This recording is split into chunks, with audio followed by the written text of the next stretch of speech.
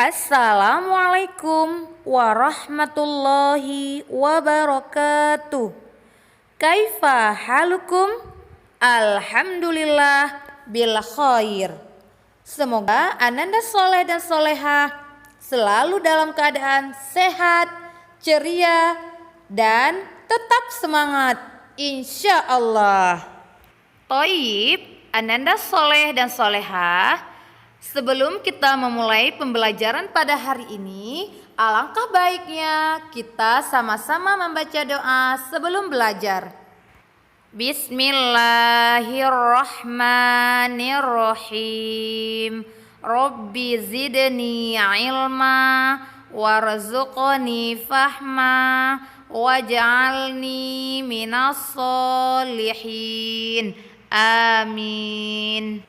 Baiklah anak-anak, hari ini kita akan belajar pelajaran akidah akhlak, materi tentang adab bertamu. Siapa ya di sini anak-anak yang pernah bertamu? Semuanya pasti ada bertamu. Nah, anak soleh dan soleha bertamu ke rumah kerabat atau saudara itu salah satu bentuk jalinan silaturahmi. Dalam bertamu atau menerima tamu memiliki aturan tersendiri dalam Islam. Jangan sampai bertamu atau menerima tamu malah menimbulkan perselisihan dan ketidaknyamanan yang akhirnya menimbulkan kerenggangan hubungan persaudaraan ataupun pertemanan yang sudah terjalin dengan baik. Dan soleha, dalam kehidupan sehari-hari, kita seorang manusia tidak dapat hidup sendiri. Ada tidak di sini anak-anak yang bisa hidup sendiri? Iya, tidak bisa. Tidak ada orang yang bisa hidup sendiri. Apakah itu orang kaya, orang miskin, pasti membutuhkan pertolongan dan bantuan orang lain. Karena setiap kegiatan pasti ada saling berkunjung baik ke rumah kerabat maupun menghadiri undangan dan sebagainya. Ananda soleh dan soleha, bertamu adalah salah satu cara menyambung tali persaudaraan yang dianjurkan oleh Islam. Karena Islam memberi kebebasan untuk umatnya dalam bertamu. Namun, ananda soleh dan soleha, adab dalam bertamu tetap harus ada dan dijaga. Adapun adab-adab dalam bertamu yaitu 1. Memastikan waktu yang tepat untuk bertamu. Anak-anak, dalam bertamu kita harus memperhatikan waktu bertamu. Karena waktu bertamu yang tepat dapat menyenangkan hati orang yang kita kunjungi. Nah, anak-anak, nih misalnya kita bertamu ke rumah orang sebelum sholat subuh ataupun waktu istirahat siang. Apakah itu waktu yang tepat untuk kita bertamu? Iya, itu bukan waktu yang tepat, anak-anak soleh dan soleha. Itu waktu yang harus kita hindari untuk bertamu. Yang kedua, mengucapkan salam.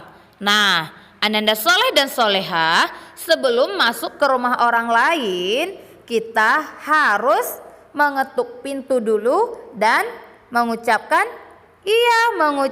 salam. Assalamualaikum warahmatullahi wabarakatuh. Nah, anak-anak, dengan kita mengucapkan salam berarti mendoakan pemilik rumah agar memperoleh dan mendapatkan keberkahan dan keselamatan. Yang ketiga, meminta izin masuk. Nah, meminta izin masuk ke rumah orang lain adalah sesuatu yang harus dilakukan karena dikhawatirkan pada saat itu orang pemilik rumah sedang beristirahat atau tidak mau diganggu. Dengan meminta izin berarti kita memberi kesempatan kepada pemilik rumah, apakah kita dipersilahkan masuk atau tidak? Kalau tidak dipersilahkan masuk berarti kita tidak boleh masuk. Keempat, kembali pulang ketika pemilik rumah tidak mengizinkan masuk. Nah, anak-anak, kalau ada yang seperti ini berarti kita harus segera pulang dan tidak boleh memaksa diri untuk masuk ke rumah orang tanpa izinnya. Yang kelima, tidak memandang seluruh ruangan dengan penuh kecurigaan. Anak-anak, jika kita telah diizinkan masuk oleh pemilik rumah, kita masuk dan duduk di tempat yang sudah disediakan. Kita tidak boleh melihat isi rumah orang tanpa seizinnya. Kita harus menjaga pandangan dari hal-hal yang tidak boleh dilihat. Yang keenam, memakan dan meminum hidangan setelah dipersilahkan. Nah, anak-anak, ketika tuan rumah memberikan makanan atau minuman, maka kita makan dan minumlah dengan baik setelah dipersilahkan. Jangan pernah mencela makanan dan minuman yang diberikan tuan rumah saat kita bertamu. Toib, anak-anak, sampai di sini dulu pembelajaran kita pada hari ini ya. Bu Guru akan bertanya, siapa ya yang masih ingat kita belajar tentang apa tadi? Iya, tentang adab bertamu. Apa ya bertamu itu? Iya, Masya Allah, bertamu yaitu menyambung tali persaudaraan.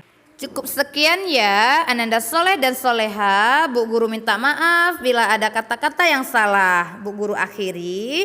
Wassalamualaikum warahmatullahi wabarakatuh.